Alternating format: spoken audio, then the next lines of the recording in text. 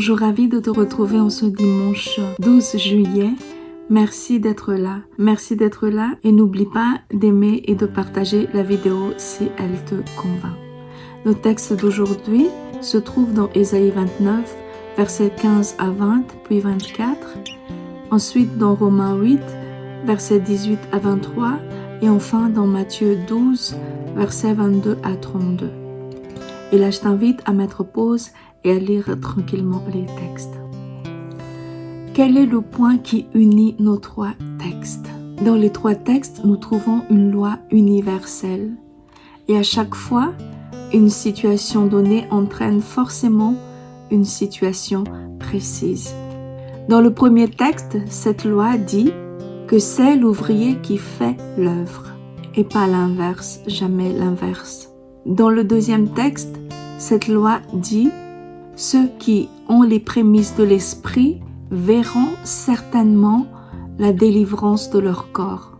Ça ne manquera pas d'arriver. » Dans le troisième texte, cette loi dit que c'est toujours le plus fort qui combat le plus faible, jamais l'inverse. Nos textes disent une certitude, c'est que le jour du Seigneur va arriver parce qu'on nous fait voir déjà son ombre. Il ne manquera pas d'arriver. Et Jésus va revenir avec son règne glorieux. C'est sûr. Sa souffrance a été suivie de gloire.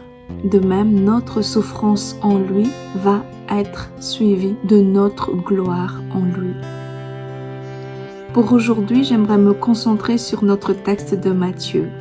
Nous avons ici une situation à tomber des nues. En effet, c'est le monde à l'envers. Comme ce qui est dit dans notre texte d'Ésaïe, il y a un renversement de rôle.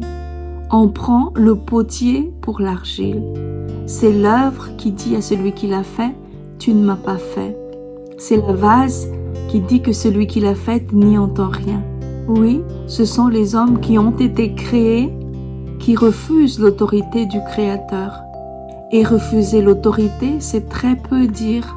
Ces gens insultent Jésus. La platitude du papier n'arrive pas à rendre compte de l'intensité de l'émotion qui est en Jésus à ce moment-là. Pour quelqu'un qui sert Dieu, il n'y a pas pire insulte. Ils ont dit qu'il était possédé par un démon.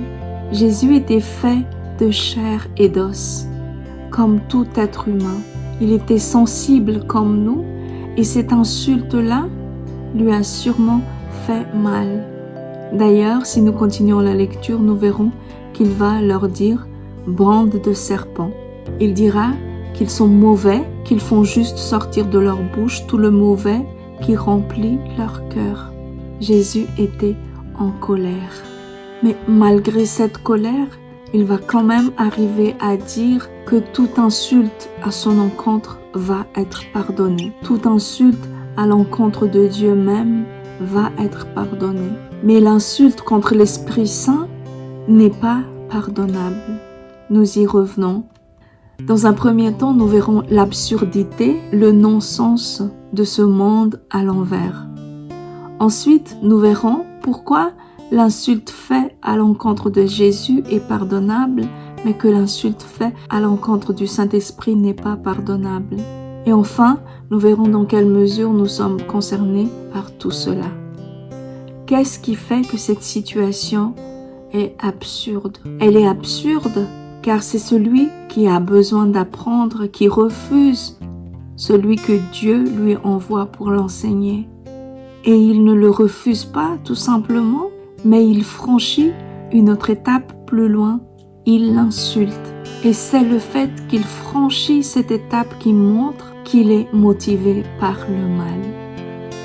Peut-être qu'il y avait beaucoup qui étaient sceptiques face à la grandeur des miracles, mais qui ont gardé le silence en entendant de bien comprendre, de mieux comprendre. Mais eux, ils ont ouvert la bouche et naturellement, ce qui les pousse à parler sort de leur bouche, le mal qui habite en eux. Pour se défendre, Jésus énonce tout simplement une logique. C'est par définition que ceux qui attaquent le mal et contre le mal, il est l'adversaire du mal, il est du côté du bien. C'est par définition que celui qui attaque le bien et contre le bien, il est l'adversaire du bien, il est du côté du mal. Ce qu'il crie, c'est « En quoi c'est mal de guérir des malades? En quoi c'est mal de rendre la vue à un aveugle? En quoi c'est mal de faire parler un muet? Je n'ai fait rien de mal. Au contraire, si c'était le mal qui habitait en moi, je n'aurais pas pu faire le bien. » Il y a tellement à apprendre pour nous dans ce que Jésus dit ici. C'est souvent que nous fonctionnons pareil. Quelquefois, nous n'arrivons pas à adhérer tout de suite à une gloire de Dieu manifestée par quelqu'un d'autre et nous cherchons la cause ailleurs au lieu de poser la question « En quoi c'est mal ?» En quoi c'est mal qu'il rende gloire à Dieu? Et nous trouvons nos arguments et parfois nous ne pouvons nous empêcher de les dire. Jésus nous dit plutôt « Vois le bien où il est ». Il nous dit de voir la gloire de Dieu où elle est. Ensuite, après qu'on l'ait insulté, Jésus dit que ceux qui l'insultent vont être pardonnés. L'erreur serait de croire que ces mots sont sortis facilement. Il a dit que ceux qui l'ont insulté seraient pardonnés. Même ceux qui ont insulté Dieu seraient pardonnés. Mais ceux qui insultent le Saint-Esprit ne seront jamais pardonnés. Comment comprendre cela?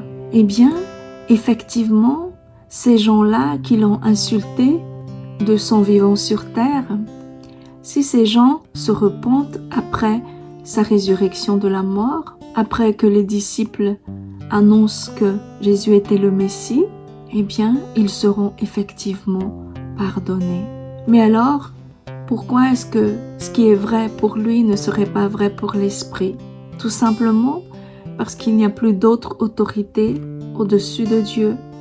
L'Esprit est celui qui montre, qui indique, qui pointe son doigt vers Jésus en disant qu'il est le Fils de Dieu. Et il amène la preuve qui est le fait que Dieu l'a ressuscité de la mort. L'Esprit promis par Jésus est celui qui est arrivé après la résurrection. La voix de l'Esprit, c'est la voix de Dieu qui dit « C'est mon Fils, je l'ai ressuscité de la mort ». L'Esprit montre une preuve. Quand les preuves ne fonctionnent plus pour faire croire, eh bien, il n'y a plus d'autre façon de faire croire. Si on ne croit pas les preuves, c'est qu'on est de mauvaise foi. C'est qu'on ne veut pas croire. Voilà la différence. L'Esprit, c'est Dieu qui apporte une preuve. Mais si on ne croit pas Dieu, on ne pourra jamais plus croire. Des preuves, il y en a toujours eu. C'est pour ça que l'Esprit de Dieu a toujours parlé. La création, c'est une preuve. La bonté que nous avons en nous-mêmes et chez les autres, c'est une preuve. L'arrivée de Jésus, c'est une preuve. Et ici, dans notre texte, les miracles que Jésus fait, ce sont des preuves. Mais l'ultime preuve, c'est la résurrection. Et après sa résurrection, Jésus n'est plus là. Alors si on n'écoute toujours pas l'Esprit qui parle, alors il n'y a plus d'autre moyen d'être sauvé. Ce que moi je comprends à travers tout cela, c'est que d'abord, il y a pire que de rester muet face à une œuvre de Dieu. Qu'est-ce qui est pire? C'est de se mettre à parler pour dire autre chose que la gloire de Dieu. Quand je n'adhère pas tout de suite, il vaut mieux rester dans le silence, attendre et voir. Ensuite, bien sûr, le message principal, ce que Jésus nous dit aujourd'hui, si nous entendons sa voix, c'est ceci: ne passe pas à côté de la gloire de Dieu. N'ignore pas sa gloire quand elle est là, car Dieu voit tout. Réagis quand tu sais que c'est Dieu qui parle. Une prédication, une chanson, un paysage, un comportement bienveillant, un talent qui élève Dieu, le sourire d'un enfant, toute présence de Dieu. Ne passe pas à côté, mais réagis et réponds à cette présence. Ces pharisiens qui insultaient Jésus ne savaient sûrement pas à qui ils avaient affaire. Ils ne savaient pas que Jésus était le Fils de Dieu. Et ne pas savoir n'est pas un péché. Le péché était de parler trop vite, d'insulter trop vite. Fallait être attentif, analyser. D'autant plus que ce n'était pas difficile d'analyser. C'est très facile de se rendre compte qu'une chose est bien et qu'une autre est mal. Guérir quelqu'un est bien. Ne rien ressentir face à quelqu'un qui souffre d'une maladie est mal. Jésus nous dit aujourd'hui, sois plutôt du côté de ceux qui rassemblent autour de moi.